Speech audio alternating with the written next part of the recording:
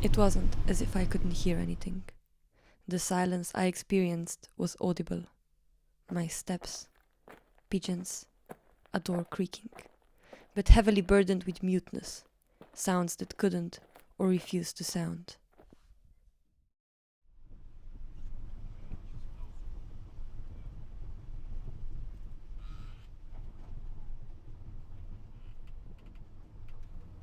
It was the walking seminar's second day, meaning that the noise of machines at building sites and the strange buzzing of warning beeps in the tunnels were far behind, although I could still recall them. They were echoes bouncing off my memory. A colleague who walked with us proposed to focus on sounds.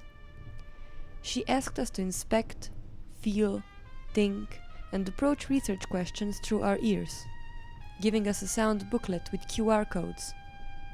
My earphones temporarily muted the outside world. Southern trees bear a strange fruit, blood on the leaves and blood at the root, black bodies swinging in the southern breeze,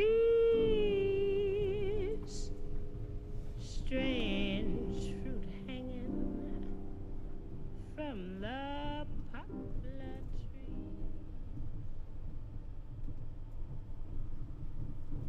Walking, listening, and hearing the place made me think about how to approach silence anthropologically and what and where silence is. Are silences absent or present?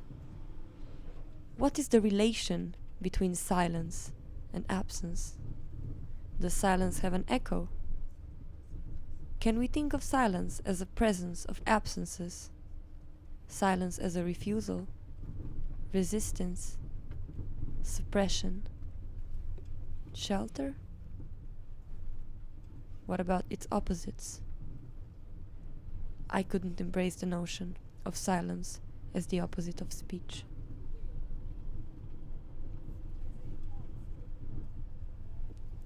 Writing this essay, several threads came together.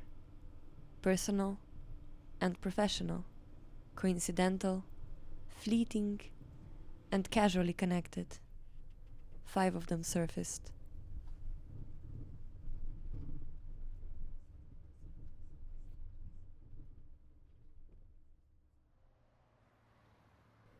The book was here.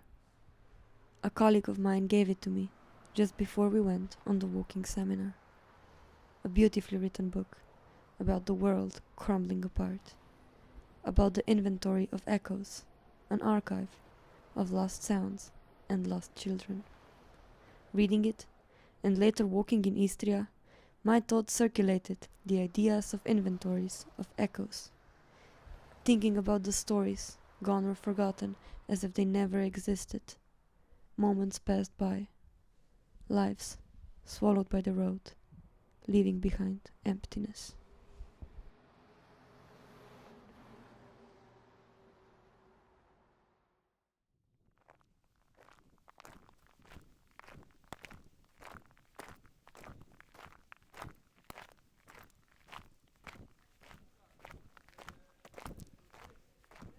An archive is a place as well as an idea.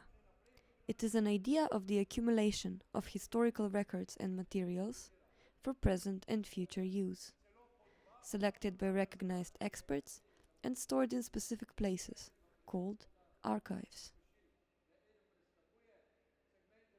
What about counter-archive? Counter-archive finds its home in a place full of absences that are revealing themselves through ephemeral traces and in ever-changing situations. It is made up of things, contents, memories that have been intently or accidentally blocked, erased, and forgotten. Evicted from the collective consciousness, or which only made it into the archives as pathology or unintelligible and excessive noise.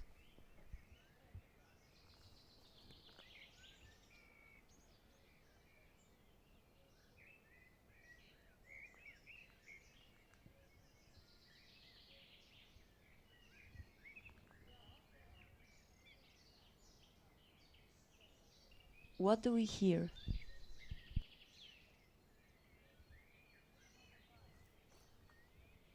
You mean silence as an illusion? I refuse to believe that. What is sound anyway?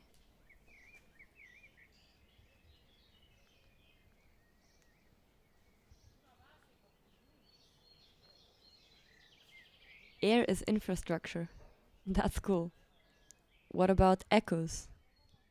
I'm reading this book about a guy collecting echoes. Could this be possible?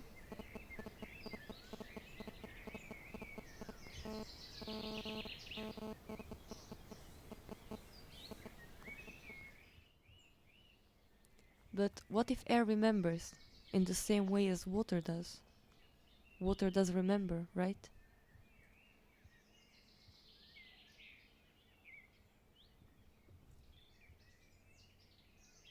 What about echoes bouncing off my memory?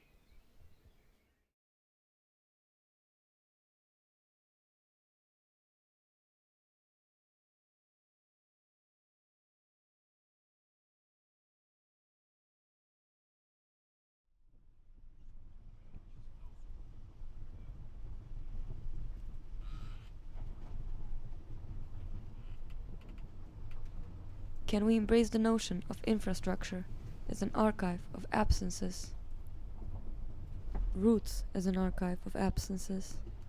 Could this thought be specifically useful in understanding Istria and the Gulf of Trieste, strongly characterized by population movements, displacements, border changes, and its specific geolocation?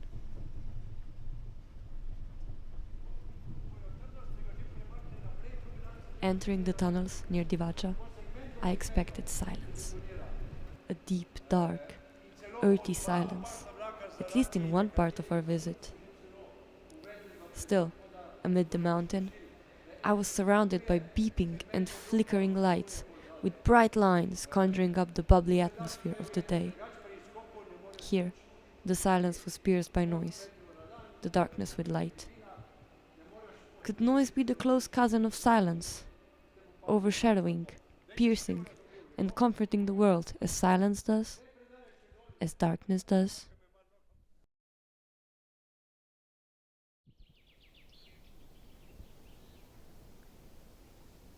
Participant observation in anthropology is never static, as people, more or less, move all the time. And yet there are some practices and research subjects where walking seems particularly appropriate, such as pilgrimage, mobile practices of shepherds and livestock breeders, and even researching rivers. Could we think about walking with infrastructure similarly? Although infrastructure would probably be more accurately understood as a riverbed.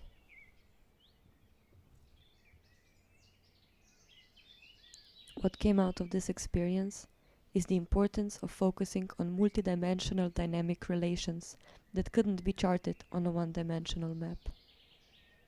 Through the prism of relationships, the archive of silences became an option.